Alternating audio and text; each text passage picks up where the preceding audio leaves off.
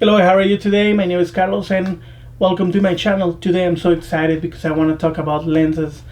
You're never going to see a professional photographer with only one lens, because when you start working with more than one and you see all the possibilities and how they push your creativity, at the end of the day you want them all. So I'm going to try to be simple. There's a lot of things going on the lens. There's a lot of math, there's a lot of science. Just imagine how amazing piece of gear is this that captures light, bended in different glasses that has inside, to give all the information, to give all that it needs to have the sharpest and more beautiful colors image on the sensor. It just blows my mind how amazing is our lenses. There's a lot of things happening and more when you're bending lines, a lot of problems more with cheaper lens. There's a lot of math involved with the f-stop, the focal length, but I want to be the simple possible so you understand easily everything that is the anatomy of your lens. I'm going to talk about some focal lengths, maybe to give you some ideas and options of which lens is best for you. So let's start. Before I talk about the anatomy of the lens, it's important to tell you that there's two types of lenses: zoom and primes. Basically, primes are lenses that the focal length doesn't change, it stays the same. This is 85, and the focal length of the zoom, it changes. It goes from a really wide, this 24, zoom out to 240. Now, because this one, the prime, the focal length doesn't change, usually they're sharper image than the zoom lenses. And now, what is the focal length? The focal length basically is how wide your camera can see. They say, alright, it's 35 millimeters. So we see really wide. We can see a lot. And if you go all the way to 240, that means it's really narrow what you can see. That's why you can just zoom in and get really close to things. And knowing that, let's start with the anatomy of your lens. So take this, and one really important number that you have to know is the size of your filter. This number will tell you which filter you can buy. There's so many out there. There's so many filters that they can allow you work on a sunny day. Some they will give you this rich blue sky. Some like this one, they will allow you to do some macro photography. So it's really useful to know the size of the filter that you can use. Or if you don't have that size, you can also buy adapters. Over here I have 1, 2, 3 adapters to be able to use these filters. So just to know, that's an option. Going down over here, also we have the way to mount your hood. Some lenses have this, some they don't, but basically is to make sure you don't have any flares on your photo. I love flares, but sometimes if they are in the face of your subject, of course you don't want that. To tell you the truth, I never use it in my life. If I have any problems with flare, I will use my hand, and that's because I do a lot of event photography and I need to put my lens away, and I change a lot of lenses and it just get on the way. I do that more with primes than with this one. Following that is the zoom in and zoom out ring. Sometimes they switch these two rings. This is gonna be the focus ring if you have the setting of manual. In this one over here, we can see they have this button that you can switch here. In this one I have to switch on the camera that I want to use it as a manual or auto, and in this one over here I can use auto or manual. And also it has this button that if I focus, I want to have the same setting, I press it and I keep the same setting even if I'm moving. So like you see, different lenses, they have different options. The more expensive ones, they will have more things. Another thing that they show is the focal length. They have a marker so you can see how from 24 to 240, and exactly if you want to do like an 85, you can do it. And of course in the prime we only have one number, so we don't have that. And then we go to the f-stops. Basically that's the aperture. That's how we measure in fraction aperture. In this one we have 1.8, meaning that's a big aperture. There's actually even bigger one that you can go to a lower number. 1.8, there's even way lower, even 0 point something. And the lower the number, the aperture is bigger. That will help us to get a lot of light. And also we have a shallow depth of field. In this one, if I'm 24, the small number that I can get is 3. So it's going to be a smaller aperture. It's going to be less light. If I zoom in all the way to 240, I can only get to 6.3, meaning that I cannot go lower than that. My aperture is going to be tiny and I'm not going to be able to get a lot of light. So something really important to know about these numbers. The more expensive zoom lenses, like probably you heard about the 70 to 200 for wedding photography, those ones usually they go really low aperture and they stay like that all throughout the zoom. Those ones are really expensive, and but they're really good.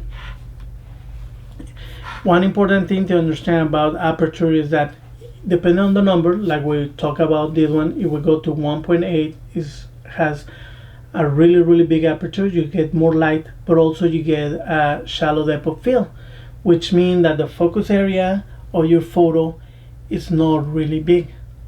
Meaning usually the sharpness is in a straight line, but if you move, like over here, you can see my hand is getting blurred. It's getting outside that sharpness area. And also if I go back, so right now in here I have really big depth of field, but if I go lower, if I use 1.8, if I move a little bit, I will get completely blurred. So it's something to think about it. But that's why they're amazing for portrait. That's why you want that your lens is able to go all the way to 1. I mean, if it goes really low, the lowest possible, it will make the lens being really expensive. If you go to 1.8 are almost all my lenses because they're cheaper than going down below that. But if you go below that, you have the opportunity to have really nice effect. There's some photographers that you can only see the eyes of the person on focus and everything else is blur, and it's kind of their style. It's kind of nice, but I'd suggest more if you're starting. 1.8 is more than enough and will allow you to blur your background, to separate your subject, to really do those nice photos. And to think about it, that if you get a lens that cannot go really low, you're not gonna have that blur on the background. It's gonna be blurred a little bit if you go to 3.5, but it's not gonna be much. It's in the computer, you can do things to blur it more, and that's probably a possibility if you cannot afford it. I will suggest that the 50 is the cheapest of the lenses, prime lenses for all the cameras, and you can usually go to 1.8 and you can use that. That should be in your arsenal, and just understand that it's really important. If you have a really big aperture, remember that you're not only putting more light to your camera, but you don't have to worry about the ISO, so you don't have that noise in your photos. Or if you are in a situation that is really dark and 1.8 is not enough, just giving that ISO a little bit of a bump can save you and take a nice photo. So for sure, the more expensive one are always going to be the one that they can give you a bigger aperture, so a lower number. So now let's talk about focal length. So basically, one of the rules, there's a lot of photographers and a lot of things that I've seen there. Some says that 35, some 45, but I will say that around 45 and down, like 16 or 10 or all the way to 8, anything below 45, I will say is really wide. Those are wide lenses. No, you really want to use like a 16 or 24 to do a landscape. No, even 8. There's even the fish lenses, no, depending for effect that you want. But those wide lenses, you want to see pretty much as you can to be able to take the landscape. So those are great for landscape. We have the normal ones that will say is from 35 or 45 to 70.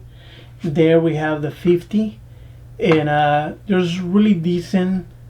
They are in between wide and between telephoto. They can give you really nice ability to do things. And we have the telephotos that anything from 70 up are perfect for portrait. People use it, and you have the effect of the background that also kind of become larger or closer. And one of the things why they use it for portrait, I mean, they use it for more things like sports or just wild photography, of course, because there are zoom lenses that are kind of can get you really close. Well, not really zoom, telephoto lenses that if you have a 400 millimeter, you can get really close to an animal without scaring them.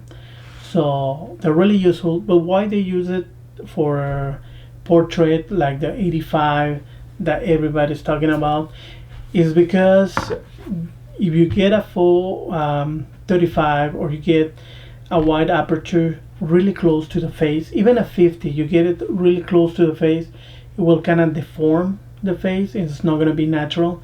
And anything 70 and up, it will be more natural. So that's why they use it as for portrait.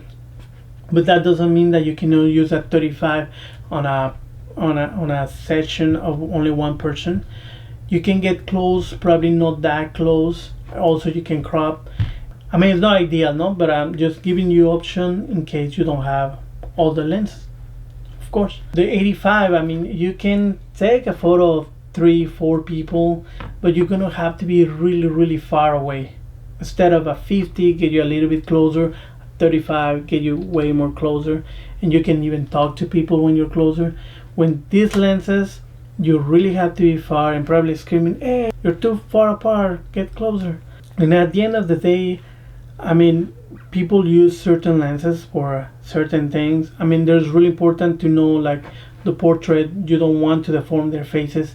But I don't like when people say you have to use this lens for this, you have to use this for that. There's a rule that you can bend, and just experience, use your own styles, can create amazing things. I've seen people doing with different lenses great things, and they do it, no?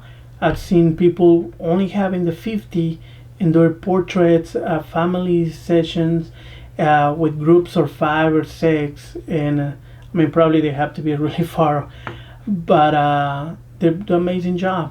So the lens, there are tools that give you a lot of possibilities, but how you use them is going to be up to you. So I really recommend, if you have friends, if you have the possibility to rent or borrow, try to use different focal lengths.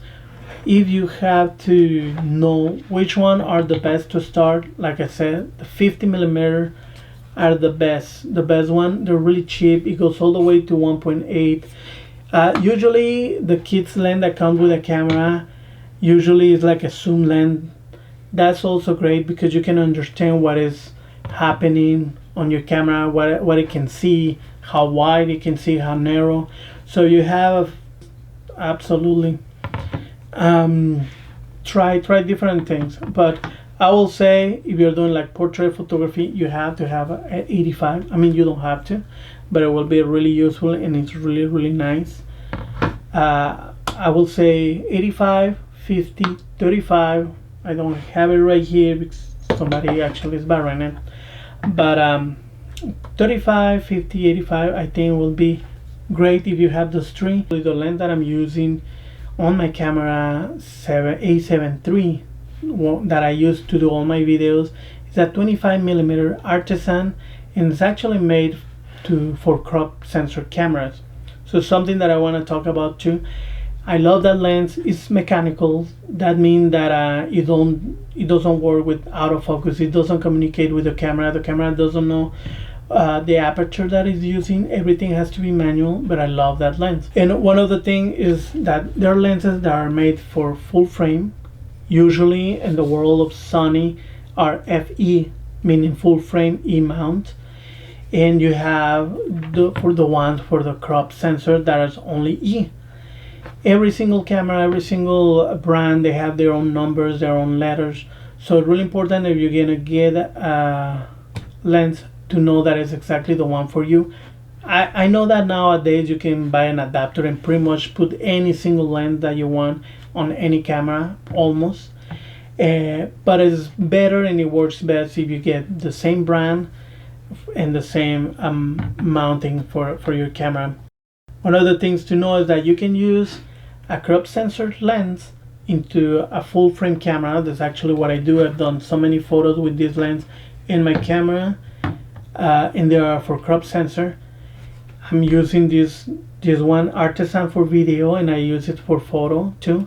It's 25 millimeters. I know it's a full frame, so it's gonna give me a little bit narrow view, but I really like it. So it's something to think about it. They're cheaper because they're for crop sensor, but on the other hand, if you have a crop sensor camera, you cannot really use the full frame. It won't give you the sharpness. You're gonna have a better image with a crop sensor on a crop sensor camera than a full frame on a crop sensor camera. So I suggest you have full frame, go for it. Use any lens. I use this one because they are cheap and I have so much fun.